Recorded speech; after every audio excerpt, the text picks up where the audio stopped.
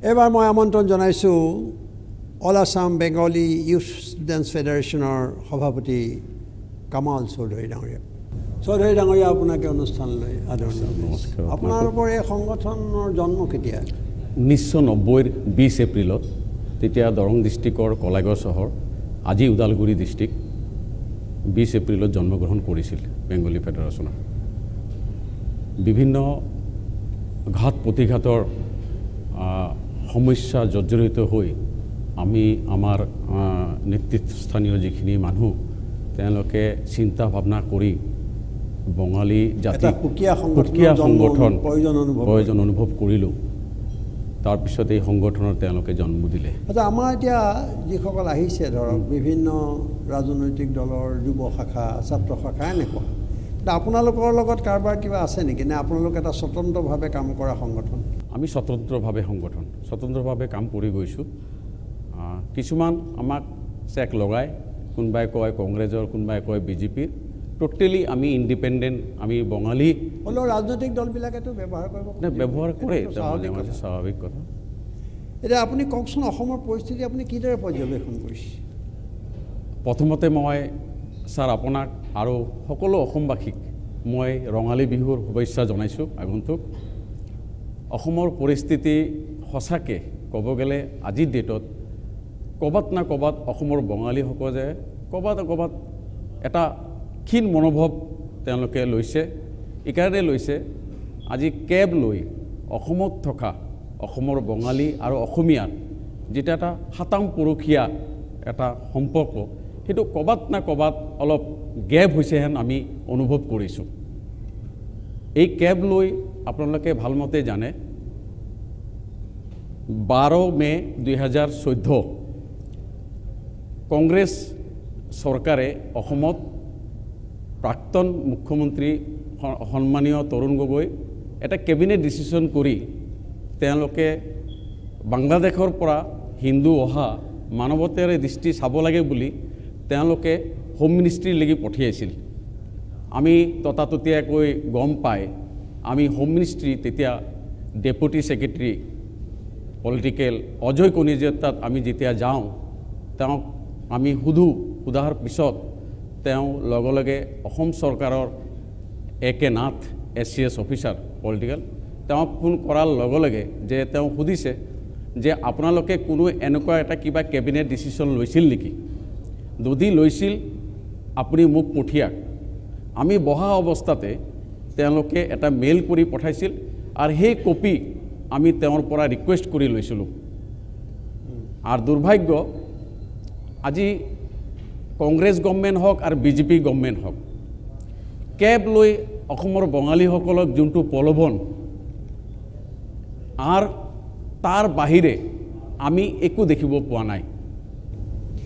চাওক, এইখিনিতে এটা কথা হ'ল যে অসমীয়া আৰু বঙালীৰ মাজৰ সংঘাত এটা সময়ত ভুল বুজাবুজি কিছু আছিল, এটা ঐতিহাসিক কাৰণ। লাহে লাহে সেইটো কমি আহিছিল, সুন্দৰকৈ সকলো কথা চলি আছিল।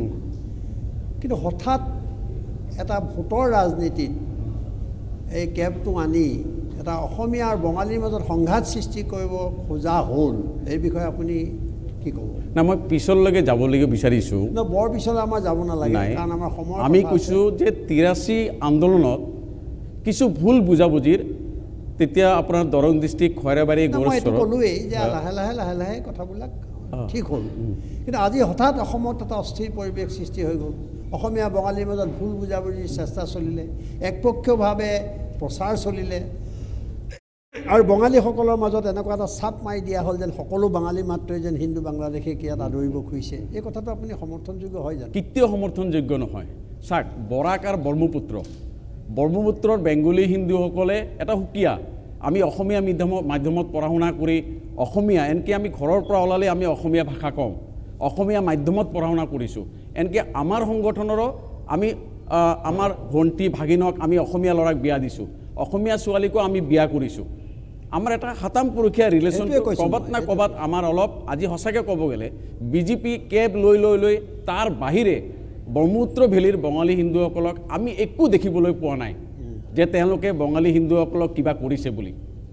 আৰু তেওঁলোকে এটা এইটো কৰি পেলাই এটা এক ধৰণৰ বাঙালীসকলৰ ভোট বেংক এটা সৃষ্টি কৰাৰ চেষ্টা চলিছে এইটোত সফল হ'ব পাৰিছে বুলি ভাবেনে আপুনি নাই আজিৰ ডেটত আপোনাক মই এটা কথা কওঁ আজি চাওক ব্ৰহ্মপুত্ৰ ভেলীত 45 লাখৰ ওপৰত বেংগলী হিন্দু আছে আজি দুৰ্ভাগ্য তেওঁলোকে কেৱল মানে ব্ৰহ্মপুত্ৰ ভেলীৰ এজনো 12টা লোকসভাত যদি সঁচাকৈ বেংগলী হিন্দুসকলক যদি তেওঁলোকে সঁচাকৈ যদি ভাল পায় কিবা কৰিব পাৰে আমাৰ মনৰ বেদনাখিনি আজি 3-4 দিন আগত ৰেল মিনিষ্টাৰে কৈছে যে 80% বঙালী হিন্দু নগাঁৱত লোকসভাত আছে তেওঁলোকৰ ইয়াত মই জিতি গৈছিলোঁ কিন্তু বিজেপি যদি সঁচাকৈ কিবা কৰিব বিশ্বাস আছে তো 12টা লোকসভা সমষ্টিত ব্ৰহ্মপুত্ৰ ভেলীত এজন বেংগলী কেণ্ডিডেট দেখাওক দি ফালে তেতিয়া আমি কম যে নাই বেংগলী হিন্দুসকলে তেওঁলোকৰ দৰদ আছে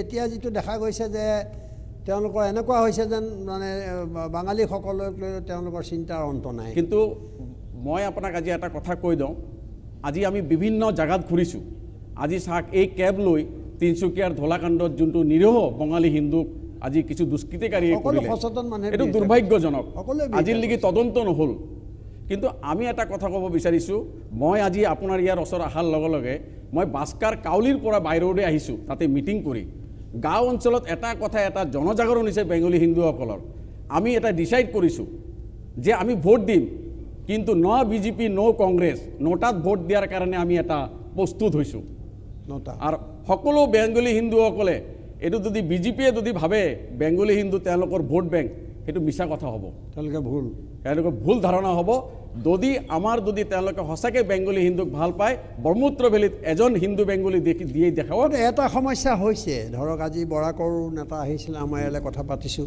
তেওঁলোকেও বিচাৰে এটা জাতীয় ঐক্য বা অসমীয়াৰ লগত সংঘাত নিবিচাৰে কিন্তু কিছু মুছলিমীয় ৰাজনৈতিক চক্ৰই বা একোটা ৰাজনৈতিক চক্ৰই এই কামবোৰ কৰি থাকে সকলোৱে বুজি উঠিছে কিন্তু ভোটৰ ৰাজনীতিটো সম্পূৰ্ণ এটা বেলেগ কথা আজি বিজেপিৰ অংকটো এনেকুৱা যে তেওঁলোকে ধৰি লৈছে যে 12খন বা 2খন বাদ দিলোঁ আপুনি 12খনৰ কথা কৈছে তেওঁলোকে ধৰি লৈছে যে তেওঁলোকে যিটো ৰাজনীতি কৰিলে কেৱল তেওঁলোকেও জানে এতিয়া এজনে প্ৰশ্ন কৰিছে কাছাৰৰ যে তেওঁলোকেতো উত্থাপনেই নকৰিলে বিলখন এইটো এটা ৰাজনৈতিক ইছ্যু কৰিলে তেওঁলোকে ভোটৰ ইছ্যু কৰিলে গতিকে তেওঁলোক কৈছে যে বা মোৰ প্ৰশ্নটো হৈছে যে এইটো কৰি তেওঁলোকে ভাবিছে যে হিন্দু বাঙালীসকলে বিজেপিক ভোট দিব এইটো কেনেকুৱা তেওঁলোকৰ এই ধাৰণা কিমান অমূলক আৰু বা সঁচা নে মিছা ভিত্তি আছে নাই মই ভাবিছোঁ তেওঁলোকৰ এটা ভুল ধাৰণা তেওঁলোকৰ হৈ আছে ব্ৰহ্মপুত্ৰ নিচিনা আণ্ডাৰ কাৰেণ্ট বেংগলী হিন্দুসকলৰ এই মুহূৰ্তত মই ক'ব পাৰোঁ আপোনালোকৰ যদি বিজেপিয়ে যদি ভাবিছে আমি কেব লৈ প্ৰলোভন লৈ বেংগলী হিন্দুক যদি ভোট পাম বুলি ভাবে সেইটো মিছা কথা হ'ব এইটো আপুনি খুব জোৰেৰে ক'ব একদম জোৰেৰে মই কৈছোঁ কিন্তু আপোনালোকৰ সংগঠনৰ বিশ্বাসযোগ্যতা কিমান বঙালীসকলৰ মই আমাক চাক আমাৰ বিশ্বাসযোগ্যতা আমি বঙালী সমাজত আমি কাম কৰিছোঁ কিন্তু আপোনালোকৰ বাঙালী নেতাটো শিলাদিত্য বাঙালী নেতা এতিয়া আপোনাৰ কি কয় ডক্টৰ অৰ্ধেন্দু দেও অৰ্ধেন্দু দে বিগত দিনত মই ভাবোঁ অসমৰ বঙালী হিন্দুৰ কাৰণে তেওঁ একো কৰিব পৰা নাই কৰা বেলেগ কথা বঙালী হিন্দুৰ নাম লৈ দিল্লীত যায় তেওঁ মিনিষ্ট্ৰী লৈ আহে আৰু তেওঁৰ ইণ্ডাষ্ট্ৰী বনায় তেওঁ আজিলৈকে বঙালী হিন্দুৰ একো কৰিব শেহতীয়া শিলাদিত্যৰ ভূমিকাইটো বহুত সমাজত এটা হেৰি সৃষ্টি কৰিছে উত্তেজনাৰ সৃষ্টি এইটো চাওঁ তেওঁ বিজেপিৰ মানুহ মইতো নাভাবোঁ তেওঁ বঙালী জনপ্ৰতিনিধি হিচাপে কৈছে বুলি তেওঁ একজন বিজেপিৰ জনপ্ৰতিনিধি তেওঁতো বেংগলী প্ৰতিনিধিত্ব কৰা নাই কিন্তু সেইবোৰ কৈতো তেওঁ বেঙালী বেছি বিশ্বাসযোগ্য হ'ব খুজিছে এইটো বিজেপিয়ে তেওঁক লাকাম লগাব লাগে আমিতো তেওঁক ঠিকা দিয়া নাই যে বঙালীৰ হৈ বিজেপিয়ে কেনেকৈ লাকাম লগাব তেওঁকতো লগাই দিছে সেইটো কামত আমিতো তেওঁক মানে লাকাম নহয় নহয় তেওঁক লগাইহে দিছে এইটো কামত আপোনালোকে বাধা দিছে নাই তেওঁক নাই আমি বহুতবাৰ কৈছোঁ আমি কৈছোঁ যে আপুনি বিজেপিৰ হৈ কি কয় নকয় মোৰ ক'ব লগা নাই কিন্তু যিখিনি চাক আজি মুছলিম মানুহ আছে হিন্দু সব মানুহ আমি মানুহ হিচাপে চিনি পাওঁ আপুনি কোনো ধৰ্ম বা কিবা হিচাপে চিনি নাপাওঁ আমি মানুহ প্ৰকৃত যোনে ভাল মানুহ তেওঁক আমি ছাপোৰ্ট কৰিম সি হিন্দু হওক মুছলিমেই হওক সেই কথাটো আপুনি স্পষ্টকৈ আমি স্পষ্টভাৱে কৈছোঁ। আপোনাক মই এতিয়া এটা কথা সুধিব খুজিছোঁ যে আমি ইয়াত আছোঁ, আমাৰ মাজত কাজিয়া হৈছে, কেতিয়াবা ভাল হৈছে, কিন্তু আপোনালোকৰ যেতিয়া বিপদ হৈছে অসমীয়া মানুহ তাত জঁপিয়াই পৰিছে। অসমীয়াৰো কিন্তু কিছুমান জাতীয় সমস্যাত কিন্তু আপোনালোক অলপমান এটা দূৰত্ব বজাই চলে, এটা সুবিধাজনক অৱস্থান কৰে আপোনালোকে। তাত কিয় আপোনালোক নাহে? কাৰণ আপোনালোকে বাহিৰৰ মানুহে আপোনালোকক ব্যৱহাৰ কৰাত কিয় সুবিধা পায়? হঠাৎ মমতা বেনাৰ্জী আপোনালোকৰ ত্ৰাণকৰ্তা হৈ যায়, হঠাৎ এজন বাহিৰৰ নেতা আপোনালোকৰ ত্ৰাণকৰ্তা হৈ যায়, হঠাৎ এজন বিজেপি আপোনালোকৰ ত্ৰাণকৰ্তা হৈ যায়, কিন্তু আপোনালোকৰ ত্ৰাণকৰ্তা এইখন সমাজত থকা মানুহখিনি। এইখিনিৰ লগত ঠিকে থাকিলে, আমি ঐক্যবদ্ধ হৈ থাকিলে, আমাৰ মাজত যদি ঐক্য বজাই থাকে, তেতিয়াহ'লেতো কোনেও একো কৰিব নোৱাৰে। চাওক, এটা ডাঙৰ সমস্যা আছে। আমাৰ 71ৰ আগত অহা এটা ভুল মেছেজ গৈছে যে বাংলাদেশৰ পৰা হিন্দু আনিব। মই আপোনাক এটা বিশ্বাস কৰি ক'ব বিচাৰিছোঁ, অসমৰ বঙালী হিন্দুসকলে বাংলাদেশৰ পৰা কোনো বঙালী হিন্দু ইয়াতে আনিব বিচৰা নাই আৰু কেতিয়াও নিবিচাৰে। আমি এটা কৈছোঁ যে 71ৰ আগত অহা বেংগলী হিন্দু 3-4 লাখ হ'ব। তেওঁলোকে কিবা কাৰণত তেওঁলোকৰ কাগজ পত্ৰ নাই, একদম গৰীব মানুহ, তেওঁলোকে খোৱাৰ পইচা নাছিলে। সেইখিনি মানুহ কাগজ পত্ৰ দেখিব পৰা নাই। আপোনাৰ সেইটো কথা মই মানি লৈছোঁ, কিন্তু মোৰ কথা হৈছে যিটো আমাৰ এছিমিলেশ্যনৰ মাজেৰে হৈছে, আপোনালোকৰ পৰিয়ালৰ ছোৱালী ল'ৰা বিয়াৰ কথা আপুনি কৈছে, অসমীয়া মাধ্যমত পঢ়িছে, এই অৱস্থাটো আজি শেষ কৰি পেলাব খোজা হৈছে খুব ষড়যন্ত্ৰমূলকভাৱে। আৰু তাত কিছুমান ৰাজনৈতিক নেতাই ভিতৰৰ বাহিৰৰ আপোনালোকক ব্যৱহাৰ কৰা বুলি মানুহৰ অনুভৱ হৈছে। এই কথাটো কেনেকৈ প্ৰতিহত কৰিব? এইটো মই এটা বৃহত্তৰ স্বাৰ্থত কৈছোঁ, অসমৰ ভৱিষ্যতৰ প্ৰশ্নত কৈছোঁ। চাওক, আমি অসমৰ বৃহত্তৰ স্বাৰ্থত আজি অসমৰ যিখিনি অসমীয়া মানুহখিনি আছিল, তেওঁলোকে আমাৰ দাদা, আমি সৰু ভাই হিচাপে আমাকো তেওঁলোকে আঁকোৱালি লওক, আমিও কিবা এটা কৰিবৰ কাৰণে আমি উৎসুক, অসমৰ কাৰণে কৰিব। আপুনি এটা কথা কওঁ, যোৱা 2018 এপ্ৰিল মাহত টংলাত আমি ডিষ্ট্ৰিক্ট কনফাৰেন্স কৰিছিলোঁ, তাতে মাননীয় মুখ্যমন্ত্ৰীক আমি লৈ গৈছিলোঁ। কিন্তু আমাৰ ডিষ্ট্ৰিক্ট কনফাৰেন্সত আমি আমাৰ সমস্যা নকৈ আমি সেই জাগাৰ সমস্যাখিনি আমি মুখ্যমন্ত্ৰীৰ আগত তুলি ধৰিছিলোঁ, আৰু সেইটো মুখ্যমন্ত্ৰীয়ে ভালো পাইছিল। আমি অসমৰ কাৰণে কৰিব বিচাৰোঁ। আজি মানে দুৰ্ভাগ্য, চাওক, আজি অসমত ডাবল ট্ৰেক নাই, ইলেক্ট্ৰিফিকেশ্যন নাই, অসমৰ চাকৰি বাহিৰৰ পৰা আহি কৰি আছে। আজি দুখ লগা কথা, অসমত সেইখিনিৰ কাৰণে কোনো মাত মাতা নাই। বাহিৰৰ মানুহে ইয়াত চাকৰি কৰি আছে। অসমত থকা অসমৰ অসমীয়া মানুহসকলে চাকৰি পাব লগা কাৰণে খাট খাব লগা হৈছে। শেষত আপোনাক সুধিম, পাতিব লগা বহু বিষয় আছে, কিন্তু আপুনি খুব গুৰুত্বপূৰ্ণ কেইটামান দিশলৈ আঙুলিয়াই দিছে। তো নিৰ্বাচন আহিলে আকৌ কথাবোৰ বেলেগ হ'ব, মিথ্যাচাৰ হ'ব, পৰিৱৰ্তনৰ কথা শ্লোগান হ'ব। এই পটভূমিত আপুনি কি এপিল কৰিব? ৰাইজক কি ক'ব? নতুন প্ৰজন্মক কি ক'ব? মই টেঙা আম একবাৰেই চলে, দুবাৰ নচলে। এইবাৰ বঙালী সমাজে সজাগ হৈছে আৰু বঙালী সমাজক প্ৰলোভন এইবাৰ কোনো প্ৰকাৰেই ভোট ল'ব নোৱাৰিব, টেঙা আম বেচিব নোৱাৰিব। আপোনাক ধন্যবাদ জনাইছোঁ এই অনুষ্ঠানত অংশগ্ৰহণ কৰাৰ কাৰণে।